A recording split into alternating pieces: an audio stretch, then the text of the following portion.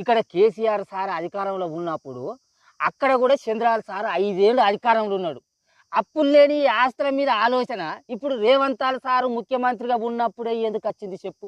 ఇప్పుడే మన ఇద్దరం కలిసి కూర్చొని మాట్లాడుకుందామని రేవంతాల్ సారుకు ఉత్తరం ఎందుకు రాసిండు చెప్పు? ఇంకో ముచ్చటరా వారి ఈ మీటింగుల రేవంతాల్ సారును చంద్రాల సార్ తప్ప ఇంకో మూడో మనిషి ఉండడట్రా. ఇప్పుడు 2 రాష్ట్రాలు ఏర్పడేటప్పుడు ఏమేమి ఒప్పందాలు ఉన్నాయో మాట్లాడుకోవాలంటే అధికారులు ఉండాలి వద్రా. అట్లనే అట్నుంచి వాళ్ళ ఉప ముఖ్యమంత్రి పవనాల్ సారు ఇటు మన బట్టి విక్రమార్క సార్ కూడా ఉండాలన్నా వద్దా? అయ్యో మనలా మన ముచ్చట వాళ్ళు ఎవ్వరు లేకుండా వీళ్ళిద్దరే కూర్చొని మాట్లాడుకునే ముచ్చట్లే ఉంటాయి చెప్పు? ఏమో వాళ్ళు వీళ్ళు అనుకుంటాను నాకేమెరుక. కానీ ఏ ముచ్చట కా ముచ్చట పర్వీను మన ముఖ్యమంత్రి రేవంతాల్ సార్ మీద ఈ ఓటుకు నోటు కేసు అయినప్పుడు చంద్రాల సారును రేవంతాల్ సారు ఒకటే పార్టీలు ఉన్నారు. ఇప్పుడు అదే కేసు కోర్టుకు వచ్చేటాలకు ఇటు చంద్రాల సారు ఇటు రేవంతాల్ సారు ముఖ్యమంత్రులు అయి సీట్ల మీద కూర్చున్నారు.